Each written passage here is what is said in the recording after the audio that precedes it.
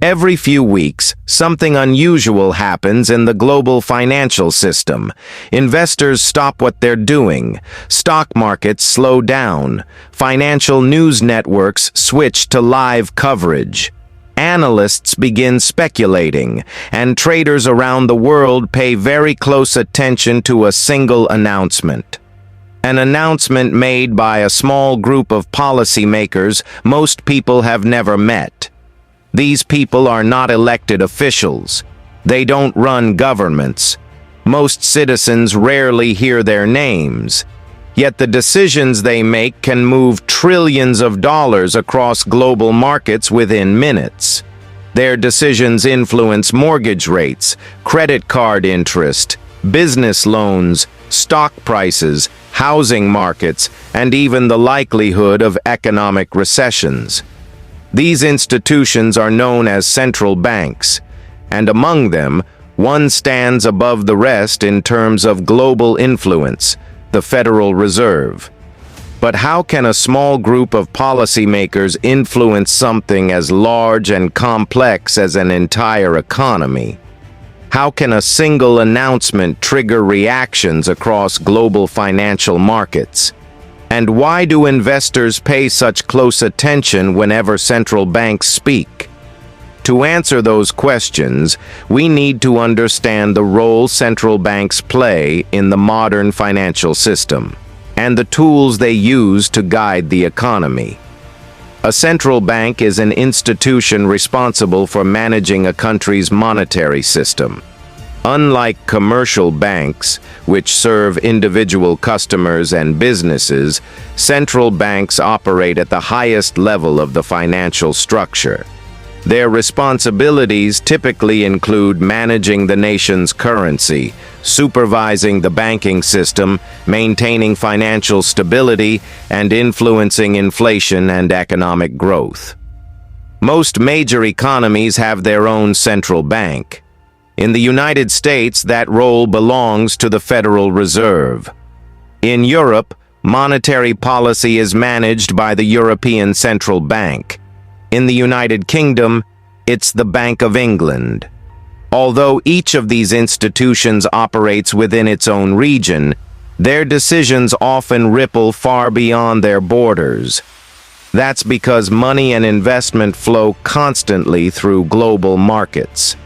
When major central banks adjust their policies, those changes can affect interest rates, currency values, and capital flows around the world. But among all the tools available to central banks, one stands above the rest in terms of influence: interest rates. Interest rates determine the cost of borrowing money.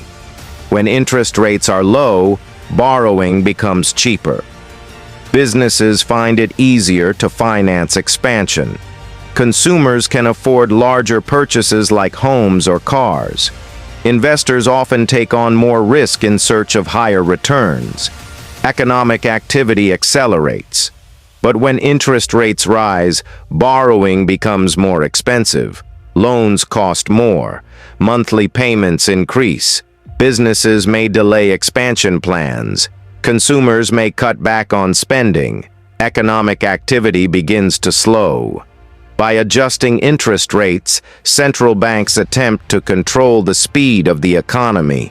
If inflation begins rising too quickly, they may increase interest rates to slow down spending and borrowing. If economic growth slows too much, they may lower interest rates to encourage borrowing and investment. This balancing act lies at the heart of modern monetary policy. But the impact of interest rates extends far beyond everyday borrowing. Interest rates influence the value of almost every financial asset in the economy. When interest rates are low, money becomes relatively cheap. Investors searching for higher returns often move capital into assets like stocks, real estate, or private investments. As more money flows into these markets, asset prices tend to rise. But when interest rates increase, the equation changes. Borrowing money becomes more expensive, and safer investments like government bonds begin offering more attractive returns. Investors may shift their capital away from riskier assets. Stock markets can become more volatile. Real estate markets may cool. Business investment can slow. This is why financial markets react so strongly to central bank announcements. Investors constantly try to anticipate what policymakers will do next. A single statement suggesting that interest rates might rise or fall in the future can trigger immediate reactions in global markets. But interest rates are only one of the tools central banks use to influence the economy. During periods of severe economic stress, central banks sometimes take much more dramatic action. One example of this occurred during the global financial crisis. As financial markets began collapsing and economic activity slowed dramatically, central banks around the world faced a difficult challenge. Traditional interest rate cuts were no longer enough to stabilize the system. So policymakers introduced a new set of policies designed to inject liquidity directly into financial markets. One of the most well-known of these policies is called quantitative easing. Under this policy, central banks purchase large quantities of financial assets, typically government bonds, from banks and financial institutions. In exchange, the central bank credits those institutions with newly created money. This process increases the amount of money circulating within the financial system and lowers long-term interest rates, making borrowing cheaper and encouraging lending. The goal is to stabilize financial markets, support economic activity, and restore confidence during times of crisis. These policies played a significant role in stabilizing global markets following the financial crisis. But they also demonstrated just how powerful central bank policies can be in shaping the direction of the economy. Despite their influence, central banks cannot control the economy perfectly.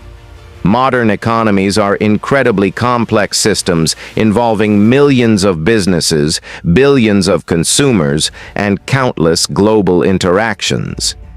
Central banks must make policy decisions based on incomplete information and uncertain forecasts about the future. Sometimes their policies work exactly as intended. Other times, the results are less predictable. Lower interest rates may stimulate economic growth, but they can also encourage excessive borrowing and inflate asset bubbles.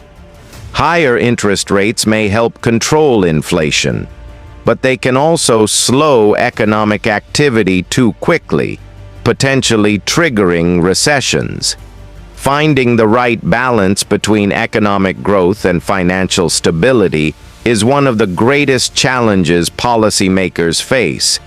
Even small policy mistakes can ripple through the global economy. When you combine central bank policies with borrowing, investment, and consumer behavior, a pattern begins to emerge. Economic cycles.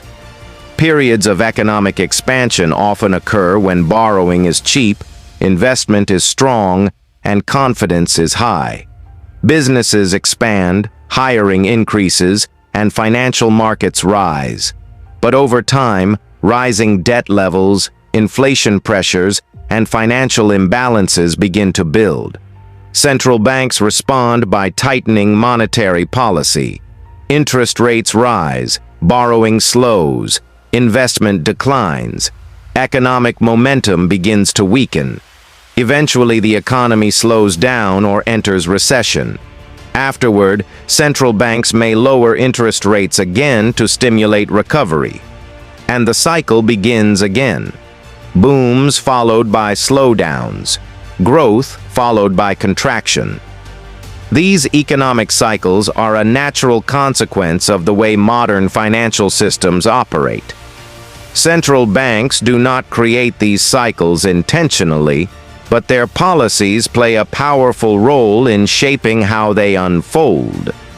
Most people rarely think about central banks in their daily lives, yet their decisions influence nearly every major financial condition people experience, from the cost of mortgages and business loans to the behavior of stock markets and investment flows. They guide the price of money itself.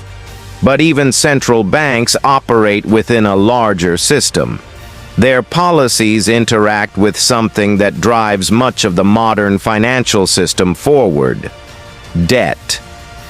Because today's global economy does not simply run on money, it runs on borrowing.